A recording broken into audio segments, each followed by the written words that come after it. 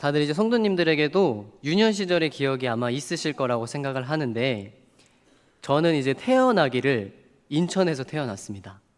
아직도 태어난 그곳에서 지금까지 살고 있고, 단 한 번도 이사를 하지 않은 곳에서 계속해서 살고 있습니다. 그래서 제 유년 시절 기억은 인천과 관련된 기억들이 참 많습니다.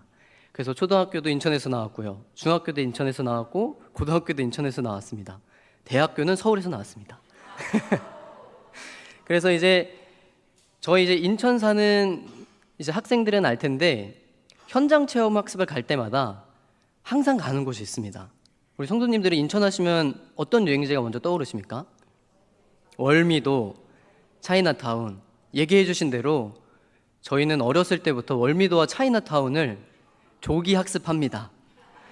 그래서 저희가 항상 초등학교, 중학교, 고등학교 단 한 번도 빼먹지 않고 현장 체험 학습 때마다 월미도 가서 사진 찍고, 또 차이나타운 가서 짜장면 먹고, 옆에 있는 동화마을 가서 예쁜 동화 벽화에 서서 사진 찍는 게 저희 인천에 사는 학생들한테는 어떻게 보면 필수 코스였습니다. 그래서 월미도를 가면은 갈매기가 있습니다. 갈매기를 포함해 새들이 꽤 많습니다. 그 갈매기가 있는 곳에는 사람도 있고요, 그 갈매기와 사람 사이를 이어주는 새우깡이 있습니다. 그래서 이 갈매기들이 새우깡을 너무 많이 먹다 보니까 이제는 이게 습관이 됐는지 손에 아무것도 들지 않고 그냥 손만 이렇게 번쩍 들고 있어도 갈매기들이 와서 이게 새우깡이 있는지 없는지 확인을 하고 갑니다. 그러니까 갈매기들이 이제 20년, 30년, 길게는 50년, 100년 그 월미도에서 새우깡, 과자를 주던 그 추억들이 그 갈매기들에게도 있어서 이제 사람들이 와서 손만 들면 새우깡이 있나 보다, 맛있는 음식이 있나 보다 하고 달려드는 것 같습니다. 근데 갈매기와 관련된 예화인데요, 겨울에 영국을 여행하던 한 청년이 유명한 바닷가에 갔을 때 있었던 일입니다. 이 바다에 다다랐을 때 이 청년은 이 멋있는 바다의 그 절경을 구경하러 갔었는데 죽어있는 갈매기 떼가 눈에 들어왔다는 겁니다. 이 외국인은 죽은 갈매기 떼를 치우고 있는 사람에게 다가가서 갈매기가 왜 죽었습니까? 하고 물어봤습니다. 그때 갈매기를 치우고 있던 사람의 대답은 이러했습니다. 여름 한철 동안 그곳을 찾은 많은 관광객들이 갈매기 떼에게 먹이를 주었다는 겁니다. 그러니까 여름 한철 동안 그 관광객들이 주는 그 음식을 먹어서 그게 습관이 됐던 나머지 사람들이 오기 전까지는 음식을 직접 찾아 먹을 생각을 하지조차 않고 그 관광객들을 기다리다가 결국 겨울이 돼서 갈매기들이 집단으로 죽었다는 얘기입니다. 갈매기에게는 갈매기 먹이가 있죠. 또 우리 사람에게는 사람에게 적합한 먹이가 있습니다. 이 중요한 것은 생명 유지를 위해서는 반드시 대상에 맞는 음식을 먹어야 한다는 것입니다.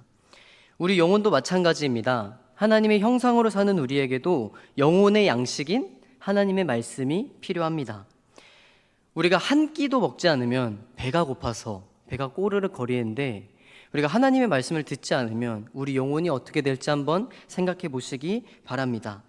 따라서 하나님의 형상을 닮은 우리는 하나님의 말씀을 날마다 먹고 묵상하며 그 하나님의 양식을 날마다 구하면서 살아가야 합니다. 따라서 하나님의 말씀을 먹지 않는다면 우리 안에는 참된 안식과 참된 평안이 없을 것입니다. 이 시간 선포되는 말씀을 통해서 하나님 말씀이 기준이 되고 또한 그 하나님의 말씀대로 살아가는 우리 대개교회 성도님들 되기를 축복합니다. 이 성경에는 남유다에서 성군으로 평가받는 3명의 왕이 있었습니다. 첫 번째는 여호사밧이고, 그리고 또 두 번째는 우리 저번 수요 예배 때 나눴던 인물인데 혹시 알고 계시나요? 히스기야. 맞습니다. 잘 기억하고 계시네요. 그리고 세 번째는 오늘 말씀을 통해 함께 살펴봤던 요시야라는 왕입니다. 그리고 지난 수요 예배에서는 몇 차례 히스기야에 대해서 다뤘는데 오늘은 요시야를 통해 우리에게 주시는 메시지를 함께 살펴보고자 합니다. 이 앞서 이 3명의 왕 여호사밧, 히스기야 그리고 이 요시야 왕이 성군으로 평가받는다고 말씀드렸었는데, 이러한 평가의 기준은 대체 그러면 누구한테 있는 걸까요? 사람에게 있는 걸까요? 이 평가의 기준은 바로 하나님에게 있습니다. 성경을 살펴보면 역대 모든 왕들을 성경 기자가 평가하고 있는데 여러 가지로 나눠지지도 않고 딱 두 가지로 나눠집니다. 여호와 앞에 악을 행하였더라. 여호와 앞에 의를 행하였더라. 사람은 죽으면 이름을 남긴다고 합니다. 호랑이가 죽으면 가죽을 남기고 사람이 죽으면 이름을 남긴다는 고사성어가 있을 정도입니다. 사람은 다양한 기준에 따라서 평가되기도 하고 또 우리 마음속에 남기도 하고 우리 깊은 추억 한켠에 자리 잡기도 합니다. 하지만 하나님께서는 오직 한 기준, 말씀만을 따라서 우리를 평가하시고 우리를 심판하시는 분입니다. 그래서 오늘 말씀을 통해서 우리가 어떤 기준점을 따라서 살아가야 될지 깨닫는 시간이 되기를 축복합니다. 요시야는 이른 나이에 왕위에 오르게 됩니다. 이 내용이 열왕기하 22장 1절 말씀에 나와 있습니다. 제가 읽도록 하겠습니다. 요시야가 왕위에 오를 때에 나이가 8세라. 예루살렘에서 31년간 다스리니라. 그의 어머니의 이름은 여디다요 보스갓 아다야의 딸이더라. 요시야는 8살이라는 이른 나이에 왕위에 오르게 됩니다. 8살이면 제가 지금 섬기고 있는 부서 우리 유년부 1학년 친구가 한 나라의 왕이 된 겁니다. 제가 봤을 때는 이 8살짜리 아이가 왕이 된다는 건 정말 쉽지 않은 일이고 그 나라 백성들에게도 참 쉽지 않은 일인 것 같습니다. 근데 그럼에도 불구하고 성경 기자는 그 다음 절에 요시야에 대해서 이와 같이 평가합니다. 열왕기하 22장 2절 말씀인데 제가 읽어드리겠습니다. 요시야가 여호와 보시기에 정직히 행하여 그의 조상 다윗의 모든 길로 행하고 좌우로 치우치지 아니하였더라. 8살의 왕이지만 성경 기자는 이 요시야의 왕을 이렇게 평가합니다. 여호와 보시기에 정직히 행하였더라. 이 요시야는 히스기야의 증손자입니다. 증손자. 그래서 이 요시야와 히스기야 사이에 2명의 왕이 있었습니다. 그 왕이 누구였냐면 므낫세라는 왕과 아몬이라는 왕이었습니다. 이 2명의 왕은, 이 므낫세와 아몬이라는 왕은 하나님 앞에 이렇게 평가받습니다. 여호와 보시기에 악을 행하였더라. 이 요시야를 살펴보기 전에 요시야의 아버지였던 이 아몬에 대해서 살펴보는 게 도움이 될 것 같습니다. 이 아몬이란 이름부터 애굽의 신을 따온 이름입니다. 참 이상하지 않습니까? 남유다의 왕이 애굽의 신의 이름을 딴 이름을 자신의 이름으로 쓰고 있습니다. 그리고 이 아몬의 아버지인 므낫세가 참 우상 숭배의 어찌 보면 장인이었습니다. 하나님을 무시하고 우상 숭배를 누구보다 적극 권장하던 왕이었습니다. 그 아버지의 그 아들이라고 이 아몬이 므낫세가 행했던 것처럼 우상 숭배를 이스라엘 안에서 행하는 것에 대해서 아무런 제지도 하지 않게 됩니다. 열왕기하 21장 19절에서 21절 말씀에 이러한 내용이 나와 있습니다. 제가 읽어드리겠습니다. 아몬이 왕이 될 때에 나이가 22세라. 예루살렘에서 2년간 다스리니라. 그의 어머니의 이름은 무슬레메시오 욥바 하루스의 딸이더라.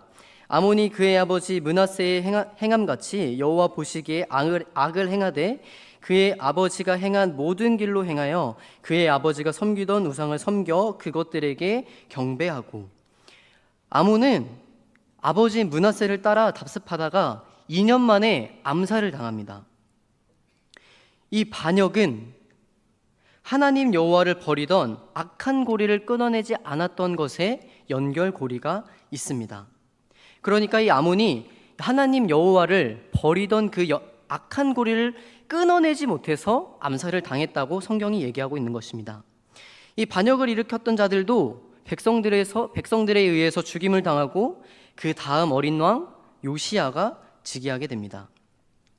앞서 말씀드렸다시피 요시야는 8살이라는 어린 나이에 즉위하게 되었습니다. 이 8살짜리 왕이 정치를 할 수 있을까요? 제가 제자훈련을 하는 이 2학년 친구들은 아직 글씨도 잘 읽지 못합니다. 쓰는데도 한참 걸리는 친구들이 2학년 친구들인데 더군다나 1학년 친구들이 아직 글씨 읽는 것도 어렵고 글씨 쓰는 것도 어려운 친구가 한 나라의 왕이 되어서 이 나라를 다스린다는 것 자체가 굉장히 쉽지 않은 일이었을 것 같습니다. 그래서 아마 실질적인 정치권은 요시야에게 있기보다는 요시야를 왕으로 세우려고 했던 사람들에게 있었을 겁니다. 실제로 우리 한국사도 살펴보면은 어린 나이에 왕이 된 인물이 있는데 바로 단종입니다. 혹시 영화 관상 보셨나요? 그 관상에 나오는 어린 왕이 단종이고 내가 왕이 될 상인가 하는 그 수양대군이 그 다음 왕이 되는 사람입니다. 이 단종도 어린 나이에 왕이 되다 보니까 이 나랏일을 결정할 수가 없어서 의정부의 신하들이 모든 결정을 도맡았고 결재만 하는 어찌 보면 바지왕 같은 느낌이었습니다. 이처럼 요시야에게도 나랏일을 도와주고 이 나랏일을 주도했던 인물들이 있었을 것입니다. 이 어린 왕이 어떻게 나라를 다스릴 수 있었을까? 그 비밀이 바로 요시야의 어머니에게 있습니다. 열왕기하 22장 1절 말씀입니다. 우리 한 목소리로 함께 읽도록 하겠습니다. 요시야가 왕위에 오를 때에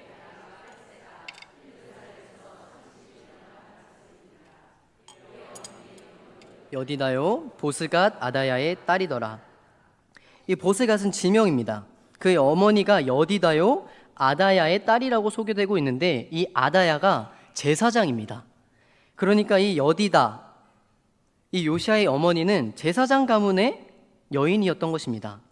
이 므낫세와 아몬까지 이어져온 이 우상 숭배의 악한 고리를 끊어낼 수 있었던 이유가 바로 이 요시야의 어머니 신앙 교육 때문이었던 것입니다.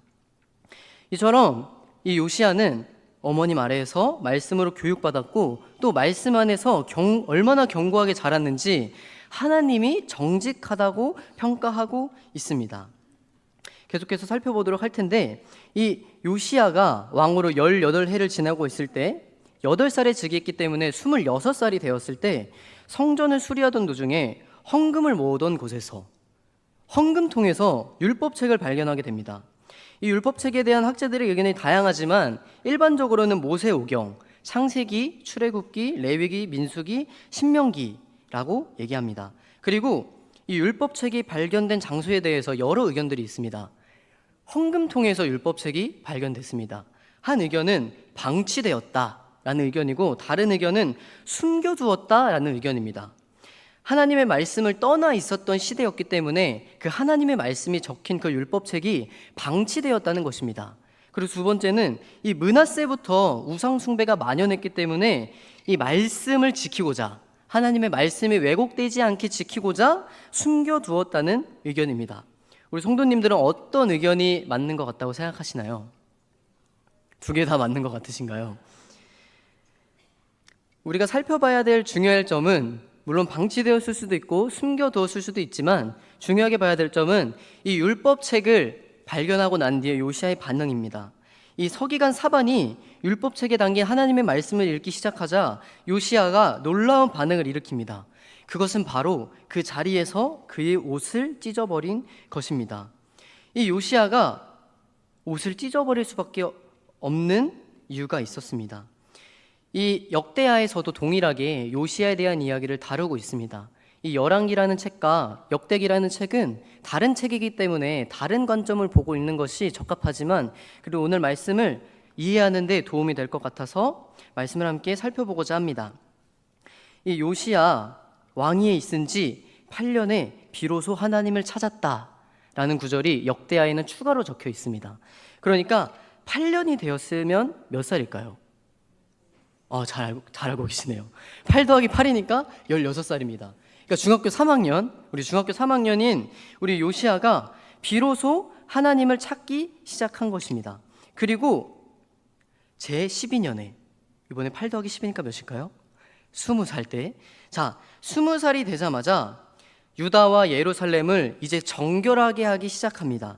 산당들과 아세라 목상들을 비롯한 여러 우상들을 제거해버리는 개혁을 시행합니다. 이 말씀이 역대하 34장 1절에서 3절까지 말씀입니다. 우리 함께 읽도록 하겠습니다. 요시야가 왕위에 오를 때에 나이가 8세라 예루살렘에서 31년 동안 다스리며 여호와 보시기에 정직하게 행하여 그의 조상 다윗의 길로 걸으며 좌우로 치우치지 아니하고 아직도 어렸을 때 곧 왕위에 있은 지 8년에 그의 조상 다윗의 하나님을 비로소 찾고 제12년에 유다와 예루살렘을 비로소 정결하게 하여 그 산당들과 아세라 목상들과 아로새긴 우상들과 부어 만든 우상들을 제거하여 버리매. 8살이 왕이 되고 16살에 비로소 하나님을 찾고 20살이 되자 1차적인 개혁 정책을 거행하기 시작한 것입니다. 이러한 요시아의 정책이 다른 왕들과 히스기야와 조금 다른 점이 있다면 이 우상을 제거하는 정책이 모든 지역에 해당되었다는 겁니다. 이 산당과 우상들을 제거할 때 모든 지역을 제거하기보다는 어떠한 지역은 제외하거나 혹은 산당들은 남겨놓거나 예외를 두고 항상 이 우상 숭배하는 자들을 쫓아내곤 했었는데요. 이 요시야 왕은 1절에 양보도 없이 모든 우상들을 제거하기 시작해 나갑니다. 이 16살에 하나님을 찾기 시작하면서 이 하나님의 마음을 조금씩 배웠던 것 같습니다. 이 요시야가 시작한 이 개혁은 어떻게 보면은 작은 부분부터 도려냈던 것이 아니라 바로 근본적인 부분으로 들어가서 그 부분을 모두 다 도려내고 어떻게 보면 잔인하리만큼 철저하게 시행했던 개혁이었습니다. 우리도 이 요시야를 통해서 우리가 배워야 하는 것은 하나님 앞에서 죄로부터 돌이키기 위해서는 단순히 얼굴을 돌리는 정도로만 하나님께 마음을 드리면 안 됩니다. 이 죄악을 끊어버리기 위해서 우리가 몸과 마음을 온전히 하나님께 돌려야지 우리가 죄로부터 돌이킬 수 있게 될 것입니다. 우리 성도님들도 오늘 말씀을 통해서 하나님 앞에 해결하지 못한 죄악들과 숙제들이 있다면 하나님 앞에 돌아서는 시간이 되기를 소망합니다. 하나님의 그 말씀 따라 살아간 우리 성도님 되기를 축복합니다. 다시 말씀으로 돌아와서 요시야는 율법책에 담긴 그 말씀을 듣고 옷을 찢었습니다. 이 성경에 자주 등장하는 옷을 찢는다라는 표현은 철저하게 하나님 앞에 회개하는 것을 의미합니다. 서기관 사반이 율법책에 담긴 그 하나님의 말씀을 들으면서 하나님 앞에 회개하기를 결정한 것인데, 그렇다면 대체 어떤 말씀을 들었길래 이러한 반응을 보이는 것일까요? 바로 신명기 말씀입니다. 이 신명기 말씀 중에는 하나님의 말씀에 순종하는 자에 대한 축복과 불순종하는 자에 대한 저주가 담겨있는 구절이 있습니다. 요시야는 아마도 이 말씀을 들으면서 지금까지 이스라엘이 하나님께서 말씀하신 그 기준을 넘었다고 직감했던 것 같습니다. 왜냐하면 이 율법책을 발견하기 전까지는 하나님께서 이스라엘에게 명령하신 것들을 하나도 지키지 못하고 있었기 때문입니다. 이 율법책이 헌금통에 있었는데도 모를 정도였다면 이 이스라엘이 얼마나 하나님 말씀에 대해서 무지하고 관심이 없었는지 우리 성도님들도 아실 수 있을 것입니다. 이 하나님의 말씀이 가슴을 찌르듯이 요시야에게 다가왔을 것입니다. 그리고 이 말씀을 들은 요시야는 하나님 앞에 두려워했을 것입니다. 우리도 하나님 말씀 앞에 두려워하고 있는지 스스로를 돌아볼 필요가 있습니다. 우리가 매 주일마다 말씀을 듣고 또 이렇게 수요예배 나와서 하나님의 말씀을 들으신 우리 성도님들, 이 예배 자리를 정말 사모하시는 그 덕분에 하나님의 말씀을 정말 많이 들으십니다.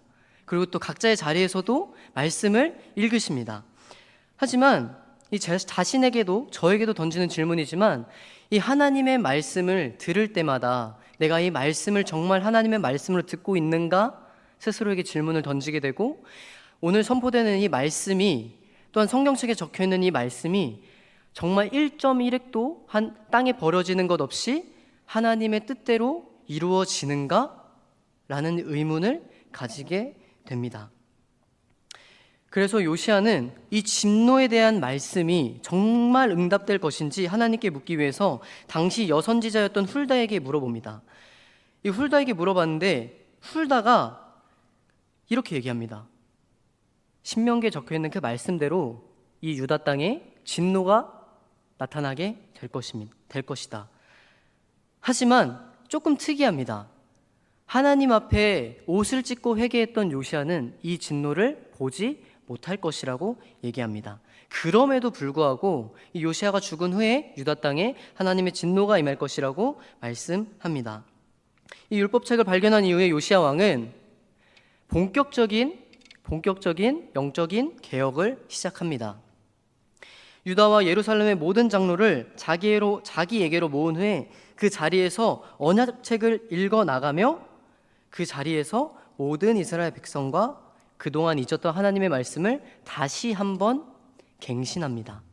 그동안 하나님의 말씀을 듣지 못했던 이스라엘 백성들과 다시 한번 언약을 나누면서 우리가 누구의 백성인지, 우리의 주인이 누구인지, 우리가 누구를 따라야 하는지 요시아가 다시 한번 이 관계를 정립했던 것입니다. 이 요시아는 이전 선조들이 저지른 우상 숭배를 청산한 후에 언약책이 기록된 대로 다시 한번 돌아가고자 했습니다. 그가 회복하고자 했던 것 중에 가장 중요하게 여겼던 것이 바로 유월절입니다. 이 유월절에 대한 내용이 열왕기하 23장 21절부터 23절까지 말씀에 나와 있습니다. 이 말씀을 함께 한 목소리로 읽도록 하겠습니다. 왕이 뭇 백성에게 명령하여 이르되 이 언약책에 기록된 대로 너희의 하나님 여호와를 위하여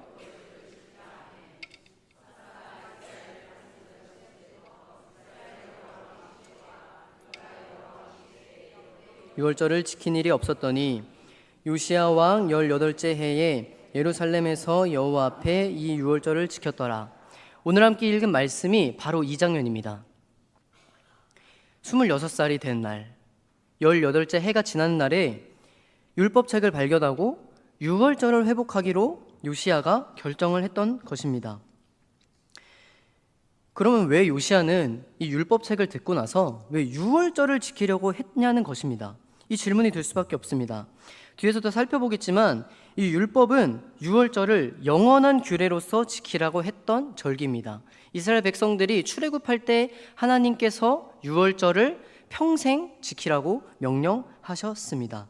그러니까 이 유월절을 지키는 것은 하나님의 백성된 이 정체성을 다시 한번 수립하는 것으로 이해할 수 있는 것입니다. 1절과 3절에서 이스라엘 백성들을 모아서 율법책을 들려주고 언약관계를 다시 세우려고 했던 것처럼 이 유월절을 통해서 이스라엘과 하나님 간의 그 정체성을 다시 한번 세우고자 이 요시야가 노력했던 것이었습니다. 이러한 요시야의 개혁 정책은 그의 마음에서 나온 정책이었습니다. 이 성경 기자는 그의 마음을 이와 같이 설명합니다. 열왕기하 23장 24절 말씀입니다. 제가 읽어드리겠습니다. 요시야가 또 유다 땅과 예루살렘에 보이는 신접한 자와 점쟁이와 드라빔과 우상과 모든 가증한 것을 다 제거하였으니 이는 대제사장 hil기야가 여호와의 성전에서 발견한 책에 기록된 율법의 말씀을 이루려 함이라. 바로 이것입니다. 율법의 말씀을 이루고자 했던 그 요시야의 마음이 이러한 영적인 개혁을 일으킬 수 있었던 것입니다. 또한 이 요시야의 마음을 보신 하나님께서는 요시야를 이와 같이 평가합니다. 25절입니다. 요시야와 같이 마음을 다하며 뜻을 다하며 힘을 다하여 모세의 모든 율법을 따라 여호와께로 돌이킨 왕은 요시야 전에도 없었고 후에도 그와 같은 자가 없었더라. 이 요시야를 향한 이 성경 기자의 평가를 읽으면서 나도 이러한 평가를 받는 자가 되어야겠다고 결단하는 순간이었습니다. 우리가 앞서 사람은 다양한 평가를 통해 우리 마음속에 남겨지고 우리 추억 한켠에 자리 잡는다고 말씀드렸습니다. 또한 하나님께서는 오직 말씀을 기준으로 우리를 평가하시고 심판하신다고 말씀하셨습니다. 오늘 요시야가 하나님 앞에 정결하고 의롭다고 평가받았던 것처럼 우리 성도님들도 이곳에서의 삶을 마치고 하나님의 얼굴을 보았을 때 하나님을 통해 잘하고 충성된 종이라고 축복받는 우리 대개교회 성도님들 되기를 축복합니다. 이 말씀은 요시야가 신명기 말씀을 얼마나 잘 지켰는지를 잘 드러내는 대목입니다. 신명기 6장 5절 말씀에 이런 말씀이 있습니다. 너는 마음을 다하고 뜻을 다하고 힘을 다하여 내 하나님 여호와를 사랑하라. 아멘. 이 요시야가 신명기 말씀대로 여호와를 사랑하고 여호와께 돌아가기로 마음을 먹었습니다. 그러나 유다를 향한 진노까지는 막을 수가 없었습니다. 열왕기하 23장 26절부터 27절에 이런 내용이 적혀 있습니다. 우리 함께 한 목소리로 읽도록 하겠습니다. 그러나 여호와께서 유다를 향하여 내리신 그 크게 타오르는 진노를 돌이키지 아니하였으니 이는 므낫세가 여호와를 경노하게 한 그 모든 경노 때문이라. 여호와께서 이르시되 내가 이스라엘을 물리친 것 같이 유다도 내 앞에서 물리치며 내가 택한 이 성 예루살렘과 내 이름을 버리리라 하셨더라. 아멘. 이 경노가 돌이키지 못하는 이유는 이 요시야 이전에 지었던 죄악들 때문입니다. 이 므낫세와 아몬이 지은 죄악 때문에 이 요시아가 아무리 영적인 개혁을 할지라도 하나님께서는 이 유다를 향한 진노를 돌이킬 수 없다고 얘기하고 있는 것입니다. 그래서 실제로 요시아가 죽고 나서는 남유다 왕국의 역사가 거의 끝을 맺게 되고 남유다도 결국 멸망하게 됩니다. 그래서 이 말씀을 읽는 1차적인 독자가 누구냐면 바로 바벨론에 끌려간 포로들입니다. 이 바벨론에 끌려간 포로들이 이 요시아 시절에 적혔던 이 말씀을 들으면서 무엇을 생각했을까요? 이 자신들의 고향이 빈터가 된 이유가 하나님을 떠나가고 우상을 숭배한 까닭이었다는 사실을 정말 가슴 저리게 깨닫게 되었을 것입니다. 우리가 하나님을 버리고 우상을 섬겼기 때문에 우리가 지금 고향을 잃고 이 바벨론이라는 땅에 와서 우리가 포로로 지내고 있구나. 우리가 이스라엘이 출애굽해서 노예 생활에서 우리가 이제 자유인이 되었는데 우리가 다시 우상을 숭배하러 돌아갔기 때문에 다시 우리가 노예가 되었구나 라는 사실을 이 이스라엘 백성들이 정말 크게 깨달았을 것입니다. 이처럼 하나님의 말씀은 역사 가운데 1.1핵도 땅에 떨어지는 법이 없습니다. 그리고 하나님은 그 말씀을 듣고 돌이키는 자에게 긍휼을 베풀어 주시고 요시아에게 하셨던 것처럼 구원을 베풀어 주십니다. 오늘 이 말씀을 들으시면서 하나님의 말씀대로 살아가기를 마음속에 다짐하고 다시 한번 더 다짐하는 시간이 되기를 축복합니다. 오늘 함께 살펴본 본문은 요시아의 사역과 삶이 마무리되는 과정을 보여줍니다. 8살의 왕이 오른 요시아는 영적인 개혁을 소망했고 그 개혁은 이제 유월절을 지킴으로 막바지에 이르르고 있습니다. 이 중요한 메시지는 요시아의 개혁이 단순히 우상 숭배를 근절하는 것, 즉 하지 말라고 하나님께서 명령하신 것을 하지 않게 하는 것으로 끝나지 않았다는 것입니다. 그는 마땅히 하지 말아야 하는 것에서 마땅히 했어야 하는 것으로 확장시켜 나갑니다. 그는 단순히 우상 숭배를 하지 말라는 그 명령에서 유월절을 지키라는 그 하나님의 영원한 규례를 지키기 위해 유월절을 지키도록 온 백성에게 명령합니다. 성경 기자가 사사시대부터 유월절을 지킨 적이 없다고 기록했는데 그렇다면 적어도 500년 동안은 유월절을 지킨 적이 없다고 얘기하는 것과 동일합니다. 그렇다면 정말 유월절을 지킨 왕이 500년 동안 단 한 명도 없었을까요? 역대기 본문을 살펴보면 히스기야도 유월절을 지켰다는 것을 기록하고 있습니다. 하지만 놀랍게도 열왕기를 기록한 저자는 히스기야가 유월절을 지킨 기록을 제외하고 기록하고 있습니다. 이는 히스기야가 지킨 유월절이 하나님께서 율법 가운데 말씀하신 내용과 달랐기 때문인 것 같습니다. 하나님께서 말씀하신 그 유월절보다 조금 늦게 시작하였고 이 유월절 기간을 하나님께서 명령하신 것보다 조금 더 길게 연장해서 유월절을 지켰습니다. 그래서 성경은 요시야가 유월절을 지켰던 것을 기록하고 있는 것입니다. 왜냐하면 요시야는 하나님께서 말씀하신 그 말씀대로 율법대로 그 유월절을 지켰기 때문입니다. 그래서 이 성경이 요시야를 기록할 때 말씀대로라는 표현을 정말 짝꿍처럼 연결해서 같이 씁니다. 이 요시야가 말씀대로 하나님의 말씀을 지켜 나갔습니다. 우리도 이처럼 하나님의 말씀대로 살아가도록 몸부림치고 하나님 앞에 기도로 나아가야 합니다. 이렇게 말씀대로 살아갈 때 삶에 풀리지 않던 문제들이 풀리게 되고 말씀대로 살아갈 때 보지 못했던 하나님의 손길들을 경험하게 됩니다. 이 요시야가 펼친 신앙의 개혁이 절정을 이룰 때 이 유월절이 왜 더욱더 지켜야만 했냐면 이 유월절이 이스라엘 백성들에게는 곧 독립기념일이기 때문입니다. 이 유월절 이전에는 애굽의 노예였고 유월절 이후에는 하나님 안에서 자유인이 되었습니다. 유월절 이전에는 애굽의 통치를 받았지만 유월절 이후에는 하나님의 통치를 받았습니다. 즉 유월절은 이스라엘이 이스라엘 되는 날을 기념하는 날이었고 유월절을 지킨다는 것은 이스라엘 백성으로서 정체성을 회복하는 일이었습니다. 그래서 유월절이란 오래전 구원의 역사를 행하신 하나님을 기억하고 높이는 일이었고 이 이스라엘 백성과 이방 백성을 구분하는 핵심적인 사실이었습니다. 성도는 단순히 죄악을 멈추는 것에서 그쳐서는 안 됩니다. 하나님이 원하시는 것까지 행하는 수준으로 나아가야 합니다.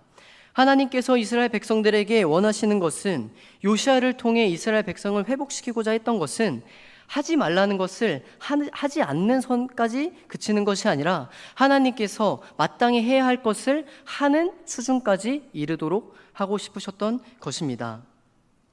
요시야가 율법책에서 들은 말씀이 무엇이라고 말씀드렸죠? 바로 신명기 말씀입니다.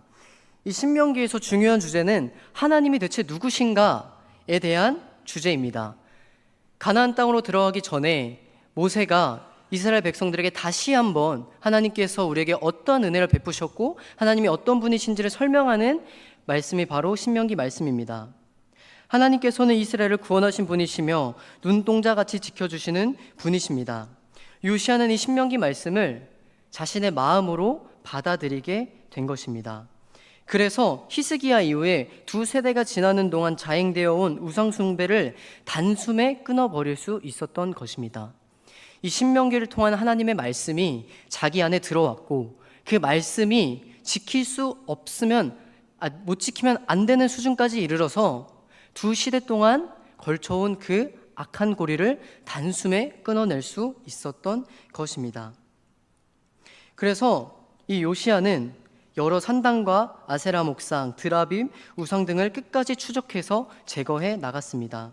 이러한 요시야의 개혁을 성경은 이와 같이 평가합니다. 열왕기와 23장 25절 말씀입니다. 다 같이 한 목소리로 읽겠습니다.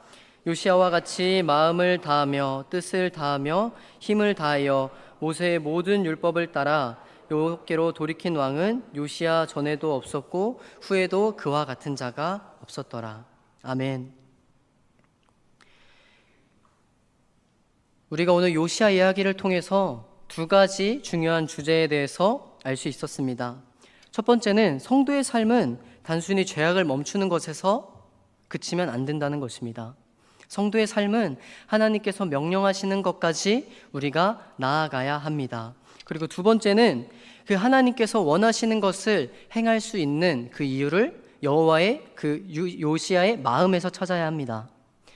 마음을 다하고 뜻을 다하고 정성을 다하여 하나님을 사랑하라는 그 말씀대로 살아갔던 요시야였기 때문에 그 어렵고 힘든 상황 가운데 유월절을 그리고 또 율법을 다시 이스라엘 백성들에게 회복시켜주고 싶었던 것입니다. 성도된 우리 대개교회 성도 여러분, 하나님의 말씀대로 살아가시기를 축복합니다. 하나님께서 마땅히 하라고 하시는 것을 말씀대로 순종하시는 여러분들이 되기를 소망합니다. 그러한 여유가 없다면, 삶에 어려움이 있으시다면 그러한 상황과 힘든 고난마저 이겨낼 수 있는 요시야와 같은 마음을 달라고 하나님께 기도하시길 소망합니다. 요시야에게 주셨던 하나님께서 동일하게 오늘 이곳에 앉아 하나님께 예배하는 우리 대개교회 성도님들에게도 하나님께서 동일한 마음을 선물해 주실 것이라고 생각합니다. 우리가 오늘 들은 말씀대로 하나님의 말씀대로 차근차근 살아가다 보면은 우리의 신앙이 어느샌가 하나님 앞에 무던히 자라 있을 줄로 믿습니다. 이 요시야도 사람이기 때문에 말년에 정말 실수 아닌 실수를 저지르게 됩니다. 이 애굽 왕 바로 느고라고 하는 왕에게 죽임을 당하게 되는데 요시야에게 따라오던 그 말씀이 뭐였죠? 말씀대로라는 짝꿍이 있었습니다. 근데 이 구절을 성경 기자가 기록할 때는 이 요시야가 하나님께 묻지 않았다고 얘기합니다. 항상 여호와에게 물으며 나아갔던 이 요시야가 하나님께 묻지 않고 이 바로 느고를 막다가 결국 활에 맞아 사망하게 됩니다. 우리 인간은 이처럼 연약합니다. 이스라엘 백성들에게 대단한 왕이라고 칭송받을 수도 있지만 다윗 왕도 넘어졌던 것처럼 우리 인간은 어쩔 수 없이 넘어지고 또 하나님 앞에 죄를 짓습니다. 그럼에도 불구하고 우리가 다시 한번 하나님 앞에 마음을 들이며 나아가야 하는 것은 이러한 요시야의 마음을 하나님께서 정직하다고 평가하셨다는 것입니다. 우리의 삶이 하나님 앞에 100점짜리 시험지일 수는 없습니다. 그럼에도 불구하고 하나님 앞에 가져야 하는 마음은 마음을 다하고 뜻을 다하고 정성을 다하여 하나님을 사랑해야 한다는 것입니다. 이 말씀을 우리 성도님들 마음속에 새기며 살아가기를 주님의 이름으로 축복합니다. 우리 함께 한 마음으로 기도하도록 하겠습니다. 기도하겠습니다. 사랑이신 하나님 아버지, 감사합니다. 이 시간 말씀을 통하여서 우리가 하나님의 말씀대로 살아가야 하고, 또한 단순히 하지 말라는 것에 그치는 것이 아니라 하나님께서 하라고 명령하신 것을 순종하는 수준까지 이르러야 한다는 말씀을 들었습니다.